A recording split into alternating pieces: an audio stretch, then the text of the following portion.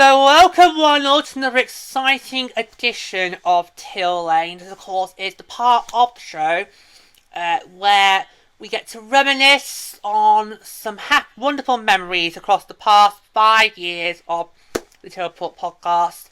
Now of course this is also a YouTube segment that will of course be uploaded to my push channel as well, so you will check that out. You can do. Don't forget the YouTube channel is also the place where you can find auto report bits. But yes, so it's just trying to reminisce again. And today we're going to be reminiscing on a key segment that has been part of the podcast since the very beginning, so all the way back in season 1, but over the last few years has undergone some changes, and that is the WestWatch. Now, the WestWatch segment, of course, initially began as Pacific Watch. Now, the initial idea for that was, now when we were coming up with the show, all the way back in the summer of 2018, ready to get going for the 18-19 season, at the time, I kind of thought it'd be a very short show if all you got was just my thoughts on what's been going on for the Sharks in that current month. Because at the time, I thought it'd be quite a short show if that's what you got. So I thought, we need a middle segment. We need a middle segment. But what should that middle segment be? And in the end, I actually thought, well, let's see what our division rivals are up to. Because there's always news flooding left, right and centre every single day in the NHL.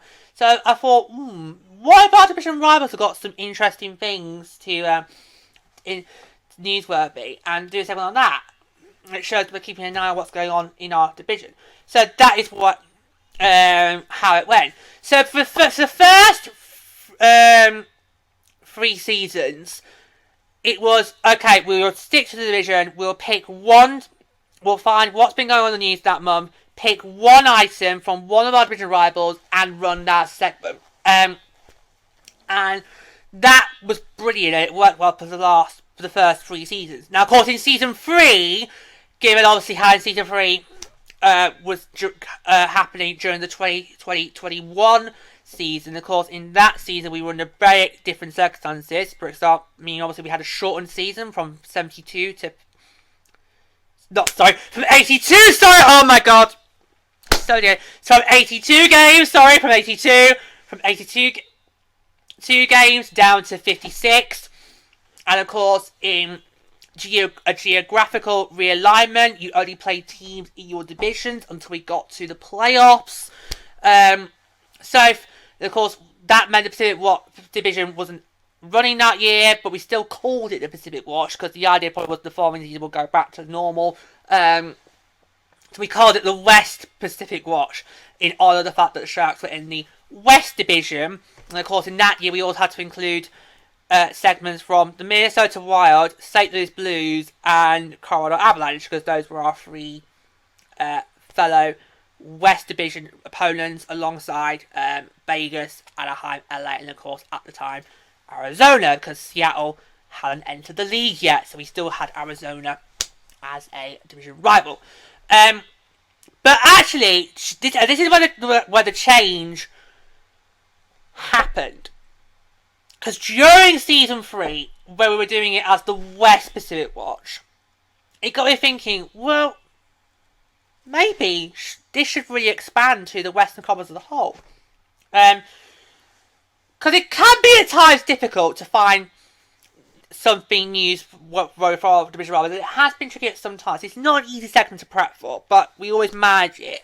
And we always will manage it. As always, we've always got one segment, one bit of news. We can do a segment. It's fine.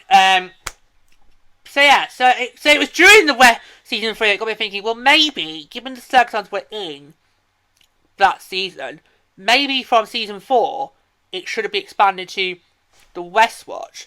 Because, of course, you've got the Kraken coming in. I still want Arizona to be part of that segment.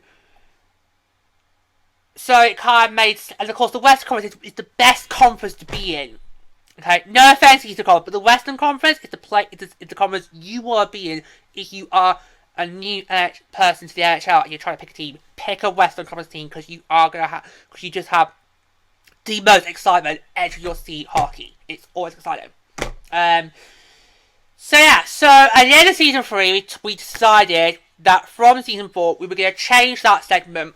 So keep the framework intact, so it still be about news that's been going on elsewhere in the where, but instead of it just being tied to the division, we decided, okay, we're going to do the whole conference, so the whole Western Conference. So not just our division rivals in the Pacific, but also all 8 Central teams, which of course now did include Arizona, because obviously, of course, last year Seattle finally arrived, joined the Pacific, and Arizona moved to the Central.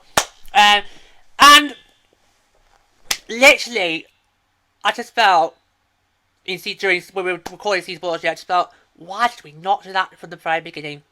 Because for me, it actually felt a lot easier to do, and you got more out of it, because for that we decided to do, okay, let's try to play these, do two items, try and get 3 if we can. It means we get to do 2 teams and 3 instead of just focusing on 1. It's great. So yeah, I just all the way through last season, I just kept thinking, why did we not do that from day 1? But at the same time, it shows how the beauty of Teal Report has always been, we are always trial and error. We are always constantly in flux. We're always constantly fluid. We are always mixing up and down. We're always trying new ways, adding new things, doing things differently, seeing it works, not what sticks, and everything. And it shows how fluid we are. But when we recorded season 4 last year, I did felt, why did we not do that from the very, very beginning? But yeah, so far, everybody in the Western Conference except for the Dallas Stars and the Winnipeg Jets have been featured in our middle segment, whether it was as the Pacific Watch or is it now known as the WestWatch. They're the only 2 teams. Yes, even Edmonton have finally got in. Oh my god, right. The running joke with Edmonton, back when it was the Pacific Watch, so for seasons 1 and 2, because obviously in season 3, Edmonton were in the North, the all-Canadian North Division. Was it called the North Division? Oh my god. Or am I confusing that with the AHL? 2 ticks!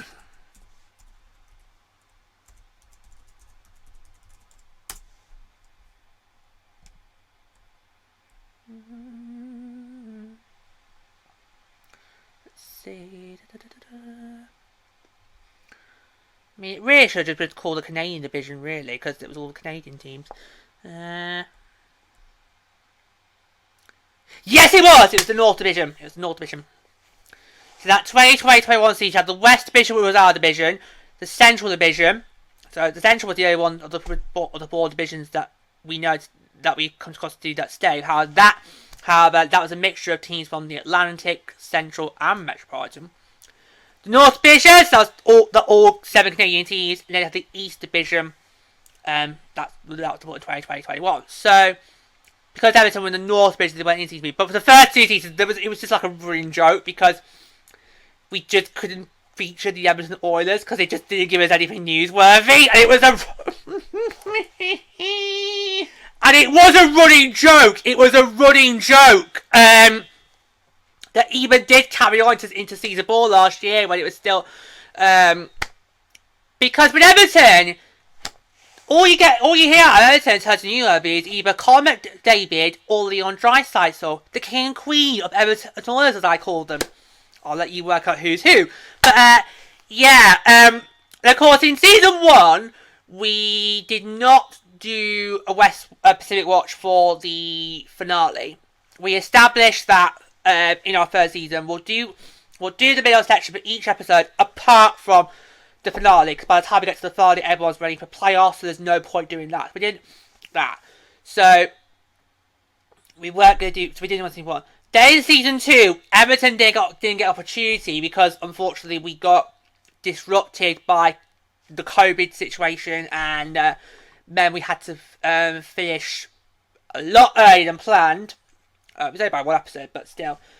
one episode makes a lot of difference. So yeah, so they get featured on season 2. Although I think they might have on season 2 if we got a full season played that year. But of course, we know what happened. COVID struck. But yeah, it just became a running joke. So the hallelujah of last year when finally Edmonton gave us something newsworthy to talk about in the Thursday. It's like, hallelujah! Thank God, because I do have sympathy for Edmonton. I kind of feel like that's a team that I really feel like should have a couple of Stanley Cups in the bank by now and should be a Stanley Cup contender. But hey. So at the time of recording for this episode, so this will be episode 4 of season 5. So far, only the Dallas Stars and Winnipeg Jets have yet to feature in the WestWatch, but I'm sure at some point they will give us something newsworthy to talk about. Hopefully, they will. It just might be like the Edmonton Tours. You take a good 2 or 3 years, and then you'll get there. Or in Edmonton's case, 4. But that is because season 3 they weren't in our division. So, but yeah,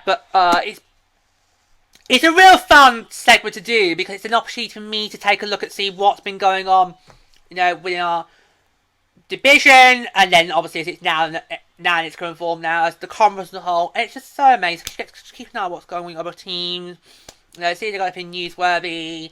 And we have had some really great stuff over the last 5 years. It's been quite amazing. But I do look back and think, why on earth did we not do it like that from the very beginning in season 1? But that is the beauty of the show. That's what I love the most about Teal Lane, is how we are constantly in fluid. We are always constantly looking at it and going, right, does this segment work as it currently is? Is something we can do to change it? Or do we need to bring something new in? We are just constantly feeling problem, but always reviewing the show and looking at ways to see how can we improve it, how do we make it better, what works, what doesn't. And this was one of those occasions where we looked at that segment and thought, this could be done better. And we found out how to do it better, and we've done it better, and it is now better. But it's great.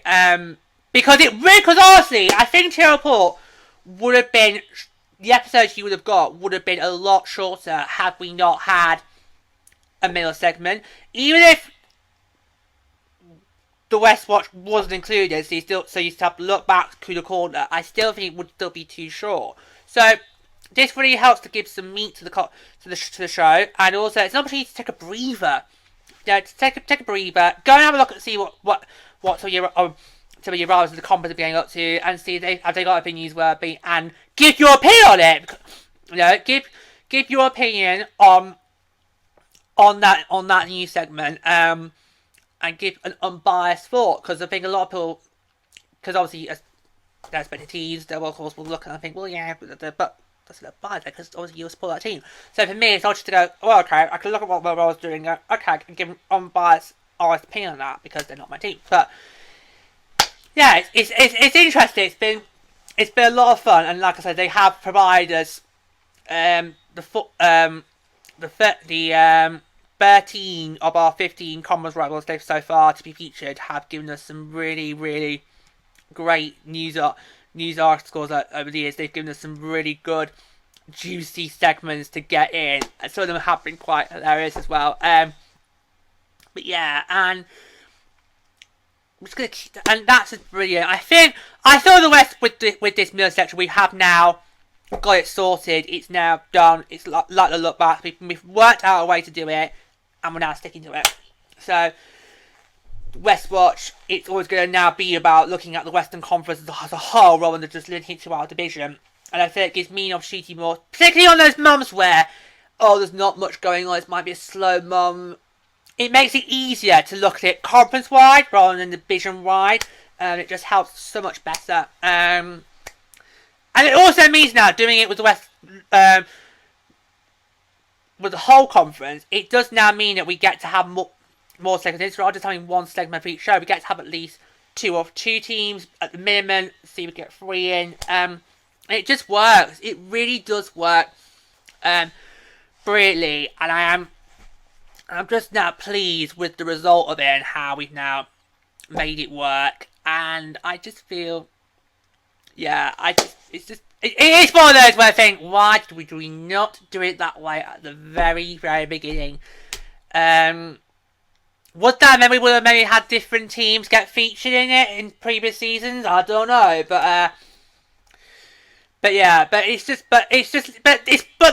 is one of those fine examples of the show where we're constantly fluid, and you look at different segments and you go, right, okay, is that segment working in its current form? And if so, fine. If not, let's look at how we can improve it, see if we can make it better, and make it more efficient, and make it work better. And we did that. It's just what it is. Honestly, the last two seasons, obviously last season 4, and as we are currently halfway through season 5, I'm loving doing this segment more, because now we've opened it to the whole conference. It means there's more opportunities to find some great content to feature. You can include more teams, because you don't have to limit it to one. You can do at least 2. We always try to get at least 2, but we always like to try and push for 3. But 2 are always a bare minimum. But we do always try to push for 3. But if we can't get 3, we definitely always will have 2 teams. But yeah, so it's been really great. So I'm looking forward in the next seasons to come to see how we develop that further and how it got further. And hopefully, by the time we get to our next anniversary, hopefully all the conference will have been included. So it's only 2 teams that left. So Dallas Stars, Winnipeg Jets. Give me something newsworthy, and then we can, and then like Everton, we can say you've had at least 1 appearance, and that's the aim for all the conference rivals. To at least 1 appearance, and that's fine. But yeah, so but it's just a great segment to have. It's an opportunity to take a breather, and just from all the stuff going on in Saturday, to take a nice breather, go and have a look at what's been going on elsewhere in the conference, see what your RR's been getting up to, and just take it from there. And it's been a really, really, really great segment, and to see it grow from when it first started back in season 1, it's just amazing. And for me, it's a prime example of how our show is always constantly in fluid. We are always constantly looking at our segments and thinking, right, how can we make that work, and how can we improve that and make it better? And yes, I'm absolutely thrilled with it. So yeah, so I can't wait to see what brilliant news content our West Conference are going to give us in many, many years to come.